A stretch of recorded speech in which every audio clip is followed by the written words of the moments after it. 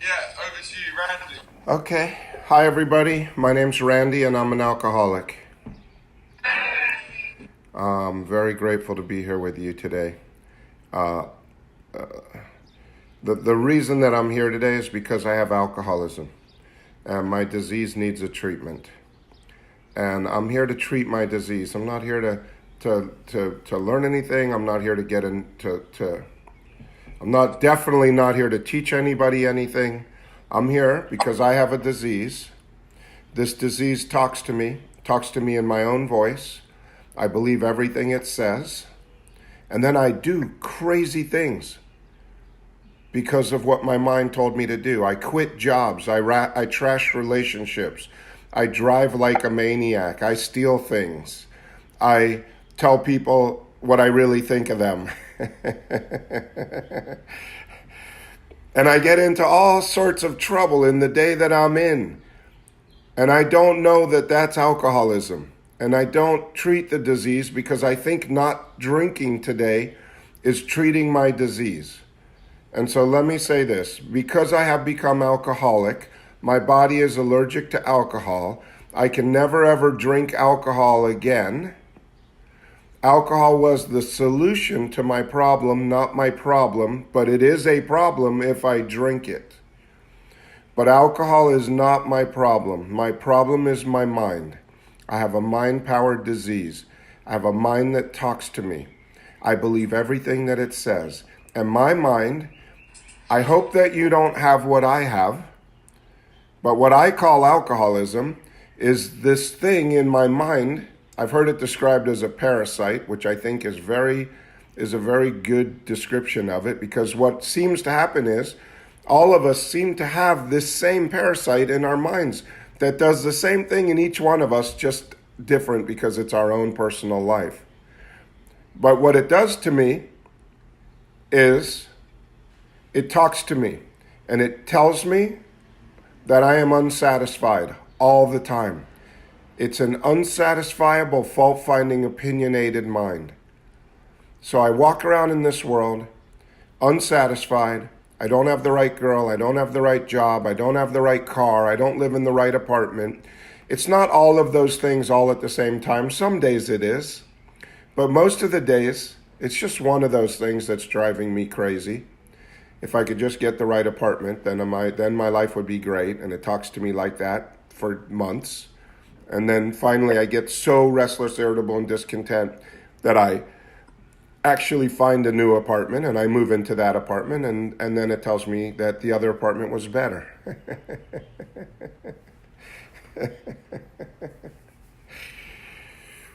So I'm here to treat this disease, and I'm here to start treating it right now. So this is a program of recovery. It's not a program of failure.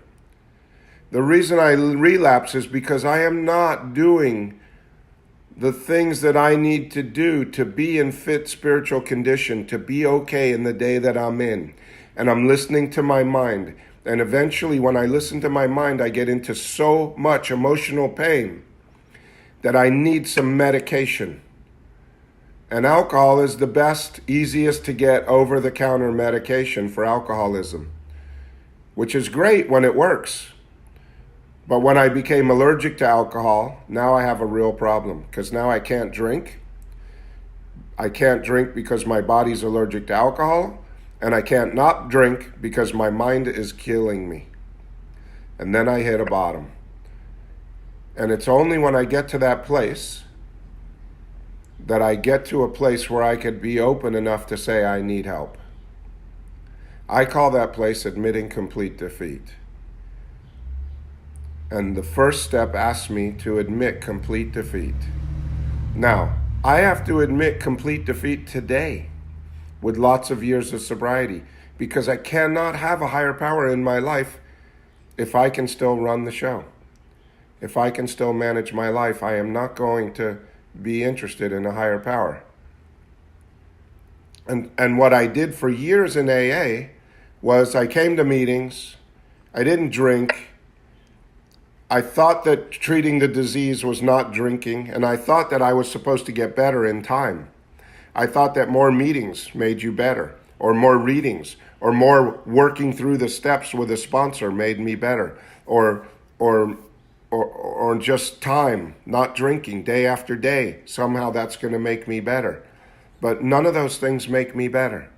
The only thing that makes me better right now is having a relationship with a higher power right now, where I can go to a different mind. I can completely abandon self and have a relationship with a higher power. That never happens by accident. It doesn't happen because I didn't drink today. It definitely doesn't happen if I do drink today. But not drinking does not improve my spiritual condition. There are principles, there's spiritual principles that I have to practice in my life right now in order to have that. And so I come here and I'm reminded, oh, yes, I'm an alcoholic with alcoholism. My mind is warped. There's something wrong with my mind. I cannot go to my mind for the answers. And then I can start to slow down and meditate. We meditated for 10 minutes. That's probably the best thing you're going to do all day today. Might have been terrible while you were doing it, but the actual practice of meditation allows me to slow down and see what my mind is talking to me about that's driving me crazy. And my mind did not want to meditate today. We're doing some home improvements around the house. I wanted to talk to people and figure out colors and do things instead of meditating. I sat here with my eyes closed and talked about colors and which bid I'm going to accept and why I like this guy and not that guy. And that's what's going on in my mind all the time. And it makes me restless, irritable, and discontent all the time. And I don't even know it's going on. And it's burning up all of my energy, me trying to figure out what's the right thing for my life today. When I'm meditating, that's my time to slow down and put my attention on God or my breath or this moment, what's actually happening. But that's just to remind me that that's the way it is all the time. To be happily and usefully whole right now in this moment, I have to be free from the bondage of self. The bondage of self is all that story, all of my old ideas, all the stuff that I think I have to talk to myself about and get right so that then I can be at peace. The problem is that the mind always comes up with new stuff. As soon as I pick the color, it'll be I picked the wrong contractor. Then if I get the contractor worked out, it'll be something else. There's always something for my mind to chew on, to make me unpresent in this moment. And so I come here and I'm reminded, you remind me, and I'm going to remind you right now that I need a power and I need it right now. And the relationship with the higher power can only happen right here, right now. This is the only moment that I can have a true relationship with a higher power. It's right here, right now. While we're here together in this room, what it says in the second step is every AA meeting, true humility and an open mind. True humility is step one, part of step one, just knowing that I'm an alcoholic and that I have alcoholism and that I can't use my mind. And an open mind is that it's open to new ideas. It's open to being present to this moment. It's open to not having opinions. It's open to not judging right now. It's open to just being present. So true humility and an open mind can lead me to faith. And every AA meeting, this one right here, right now, is an assurance that God will restore me to sanity if I rightly relate myself to it. So,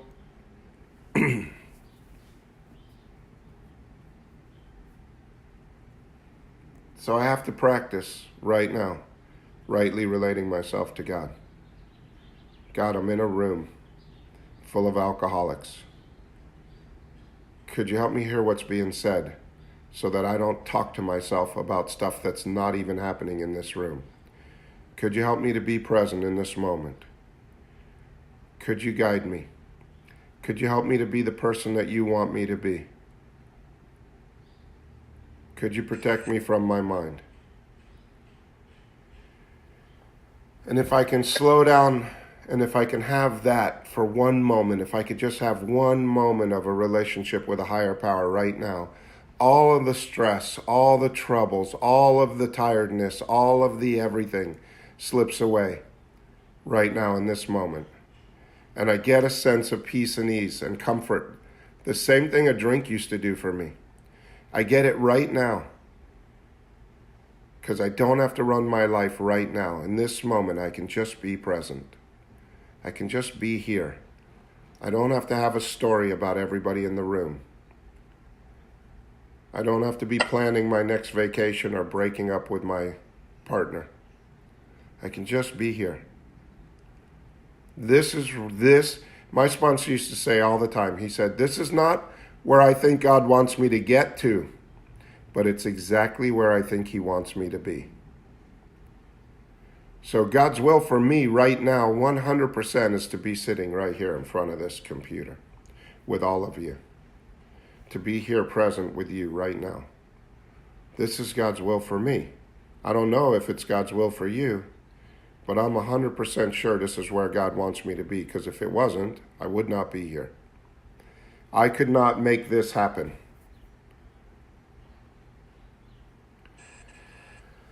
So this is a practice. This is like a yoga. This is like an exercise. This is a doing right now that we're doing here in this meeting. This isn't just a show up and listen to some guy talk and then talk myself and then talk to myself about everybody else in the room. This is a spiritual practice. Power, could you be with me? Could you help me to be here? Could you help me to be present? Could you help me to have a moment of peace? Could you show me that everything is okay right now? And when I have that moment of peace, it's mine. It's mine. It's mine. You can't take it from me. You can never tell me that there isn't a higher power, because I've experienced it.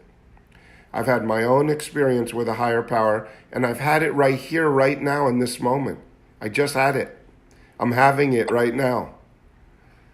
And as I'm having it, I am coming to believe right now that there's a power, and that power is greater than me, and that power is the power that's restoring me to sanity.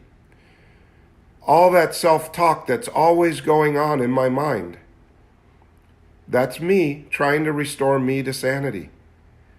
And it's never worked, and it's never going to work. Because even when I get exactly what my mind told me would make me happy, I'm not satisfied. Not because the thing that I got isn't satisfying, it's because my mind is incapable of being satisfied. It's always on to the next thing. As soon as I get what I want, it's on to the next thing.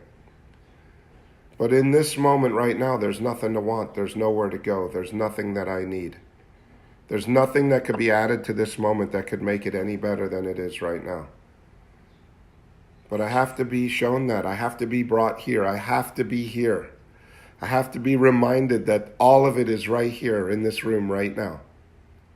All the peace, all the happiness, all the joy, all the lack of resentment, all of it is right here in this moment, only in this moment. And this is where I need to be, right here, right now, always. There's nowhere to get to. There is no there. You're not going to be happy when you have 5 years of sobriety or 10 years or 15 years of sobriety. You could only be happy right now. You can only have the joy of this moment right now, and it's always this moment. So I think I've said you a lot. I meant me. I didn't mean you. I can only have the joy of this moment right now. That's it.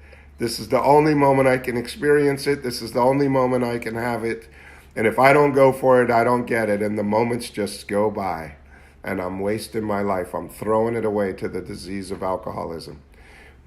So I'm here to practice the presence of a higher power, to rightly relate myself to God as I understood him, because I just had an experience with being connected to the power 2 seconds ago. Now it's my understanding. It's mine because I did it and I have it and I know what it feels like, and I can ask that power back into my life right now and continue to do that constantly as a way of life. That's what it says in step 10, right? How can I best serve thee? Thy will, not mine, be done. These are thoughts which must go with me constantly. Constantly is right now. So, everything you heard today, right? Everything I just said, I needed to hear for my life, not for your life. I am not here for you. I need this, and that's why I'm here. And now I get to kick back and listen to all of you and ask my higher power to help me to be present so I can hear what you're saying and I can share in your joy in your moment right now. And I appreciate all of you for being here, and thank you.